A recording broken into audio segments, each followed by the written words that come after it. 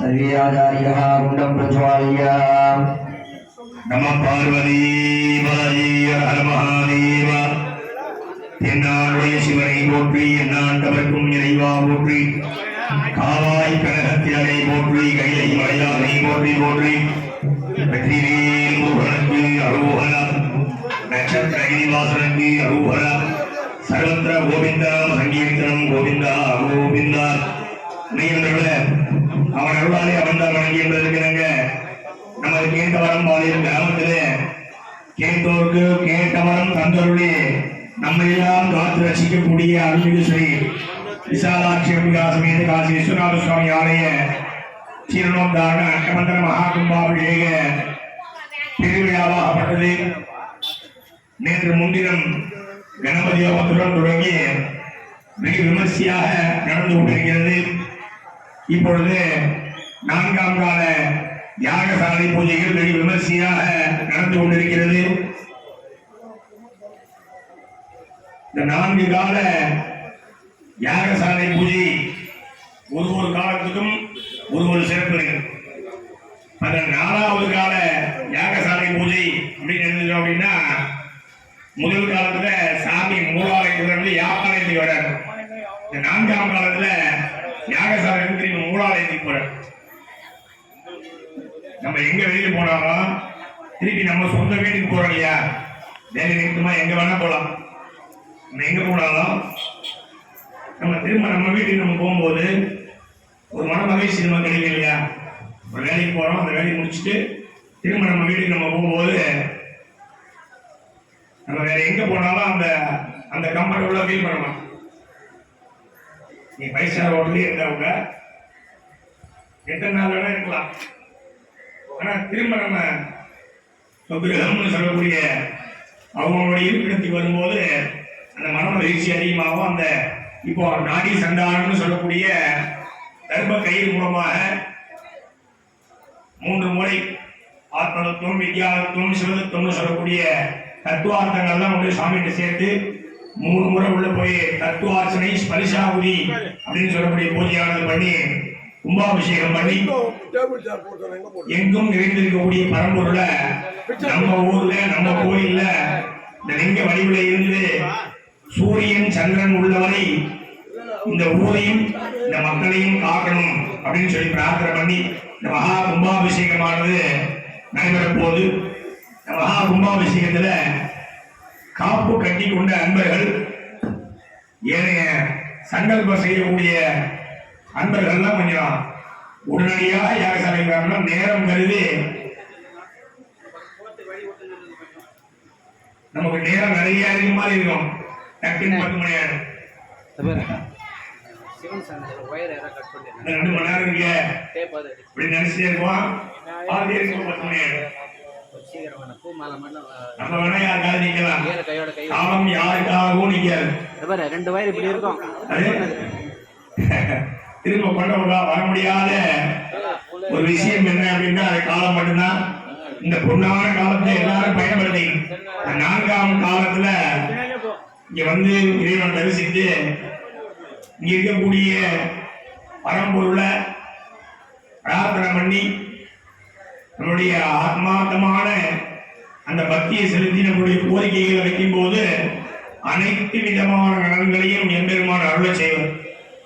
அது மிக முக்கியமா பார்த்தோம் அப்படின்னா நேற்று யாகசாலை பற்றி சொன்னோம். இந்த யாகசாலையில ஒரு யாகசாலைக்கு 4 வாசப்படி மாதிரி வச்சிருக்கோம். 4 வாசப்படி. இந்த யாகசாலையில மட்டும்தான் 4 வாசப்படி. கோயிலுக்கு பாத்தீங்கன்னா உனக்கு கிழக்கு நோக்கி இருக்கோம். கிழக்கு நோக்கி இருக்க சாமியை நம்ம மேற்குல இருந்து கிழக்கு நோக்கி மட்டும்தான் சாமி பார்க்க முடியும். ஒரு பக்கம் தான் பார்க்க முடியும். இப்போ சாமியை 4 பக்கம் பார்க்க முடியும். கும்பாபிஷேகம் முடிஞ்ச உடனே கிழக்கு நோக்கி சாமி இருக்காருன்னா ஒரு பக்கம் தான் சாமி பார்க்க முடியும். 4 திசையிலும் இறைவனை தரிசிக்கக்கூடிய வாய்ப்பு இந்த யாகசாலையில மட்டும்தான். இந்த யாகசாலையில் உள்ள 4 வாசப்படி இருக்கு இல்லையா, அந்த வாசப்படியுடைய பேர் தெரிஞ்சாலே இதோடைய பலன் நமக்கு தெரிஞ்சிடும். கிழக்கு வாசப்படி பேர் என்ன சொல்றாங்கன்னா சாந்தி தோரணம் அப்படின்னு சொல்றாங்க. சாந்தி தோரணம் அப்படின்னா நமக்கு எவ்வளவோ மன கஷ்டங்கள் மன சஞ்சலங்கள் இருந்தாலும் ஒரு கோயிலுக்கு போனோம் அப்படின்னா அந்த கஷ்டம் தீர்ந்த மாதிரி ஒரு ஃபீல் முதல்ல கிடைக்கும். கஷ்டம் தீர்றதுக்கு முன்னாடி தீர்ந்த மாதிரி ஒரு ஃபீல் கிடைக்கும். என் பாவம் தத்பவதி, நீ எதையா நினைச்சுக்கிறியோ, நீ எதா வாழுறியா, நீ அதாவது மாறுற அப்படின்னு சொல்ற. அப்போ கோயிலுக்கு வந்து சாமி பிரார்த்தனை பண்ணும்போது நம்மளுடைய கஷ்டம் தீர்ந்து விட்டதா, நம்மளுடைய மனம் முதல்ல மாறுது. மாற்றம் எங்க இருந்து வரணும்னா மனதில் இருந்தா முதல்ல வரும், வெளியில இருந்து வராது. மாற்றம் நமக்குள்ள இருந்தா மாற்றங்கள் வரும்.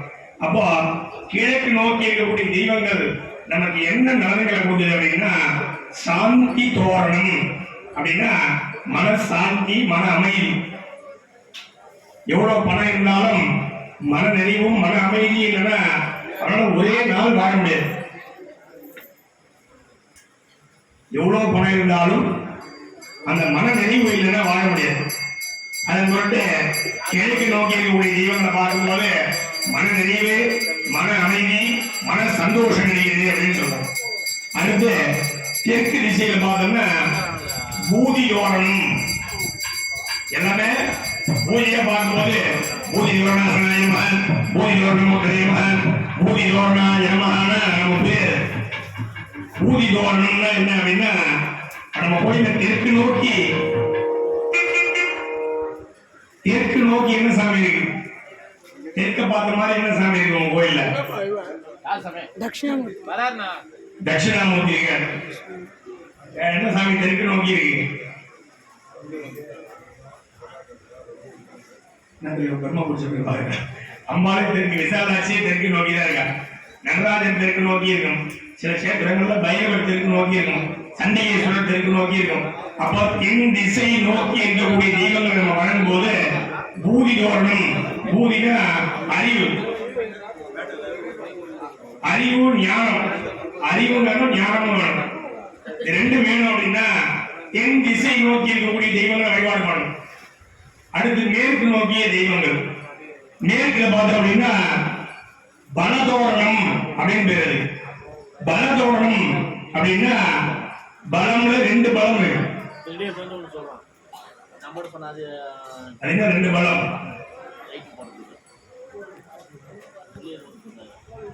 தேக பலம், மனோபலம். மனோபலம் இருந்து தேக பலம் இல்லைனாலும் அவனால செயல்பட முடியாது. தேக பலம் இருந்து மனோபலம் இல்லைனாலும் அவனால செயல்பட முடியாது. அப்போ இந்த ரெண்டு பலமும் இருந்தா தான் ஒரு மனிதன் சாஸ்வதமா அவனுடைய வேலை செய்ய முடியும். அதன் பொருட்டு மேற்கு நோக்கி இருக்கக்கூடிய தெய்வங்களை வணங்கும் போது அந்த மனோபலத்தையும் தேக பலத்தையும் நீண்ட ஆயுளையும் கூட. மேற்கு நோக்கி என்ன சாமி இருக்கு நம்ம கோயில்ல? மேற்கு நோக்கி நந்தியன் பெருமாள் இருக்காரு, இங்க சூரியன் இருக்காரு. நவ கிரகங்கள் பாத்தீங்கன்னா சனீஸ்வரர் இருப்பார். சனீஸ்வரன் இவங்கெல்லாம் ஆயுள் காரகர். சனீஸ்வரன் மேற்கு நோக்கி இருக்கக்கூடிய தெய்வங்களை வழிபாடு பண்ணும்போது அந்த நீண்ட ஆயுள் கிடைக்குதுன்னு சொல்லுங்க. அடுத்தபடியா வடக்கு பக்கம் இருக்கக்கூடிய வாசப்படிக்கு ஆரோக்கிய தோரணம் அப்படின்னு பேர். ஆரோக்கிய தோரணம்னா எவ்வளவு பணம் இருந்தாலும் சாப்பிடும்போது ஒரு சின்னதா ஒரு ஈமி வந்து நம்ம பல்ல மாடி இருந்ததுங்க. ஒரே ஒரு சின்னதா ஒரு சின்ன துகள் ஒண்ணு பல்ல மாட்டிக்கினா மாமா என்ன பண்ணுவாரு? அவர் இருக்கிற அவர் இருக்கிற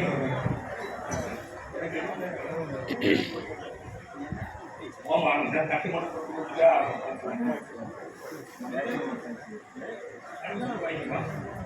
தட்டு மட்டும் தூக்கு வாங்கிக்கலாம். அப்போ நம்ம கண்ணில் ஒரே ஒரு திரும்பு கண்ணில் பட்டாலோ இல்ல பல்ல ஒரே ஒரு திரும்பு மாற்றினாலோ அதை எடுக்கிற வரைக்கும் வேற வேலை செய்ய முடியாது. செய்ய முடியாது. சின்னதா பல்ல ஒரே ஒரு திரும்பு மாட்டிச்சுன்னா அந்த திரும்ப எடுக்கிற வரைக்கும் உங்களால வேற வேலையே செய்ய முடியாது. கண்ணுல ஒரே ஒரு தூசி பட்டுச்சுன்னா அந்த தூசி எடுக்கிற வரைக்கும் அவங்களால வேற எதுலையும் கான்சென்ட்ரேட் பண்ண முடியாது.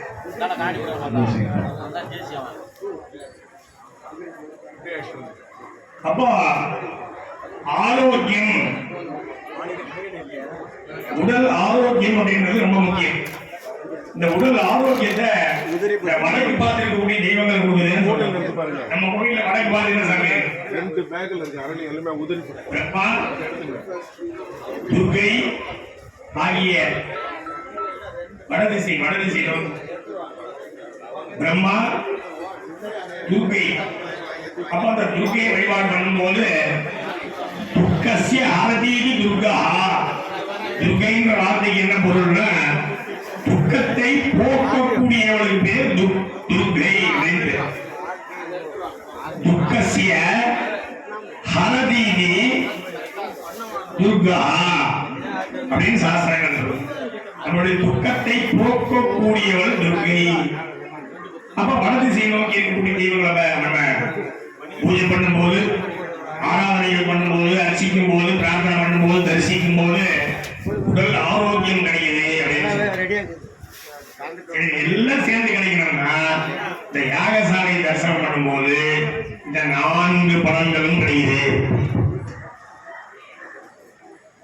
இந்த 4 பலன்களும் ஒரு சேர எங்க கிடைக்குதுன்னா இந்த யாகசாலை தரிசனம் பண்ணும்போது கிடைக்கும். அதனால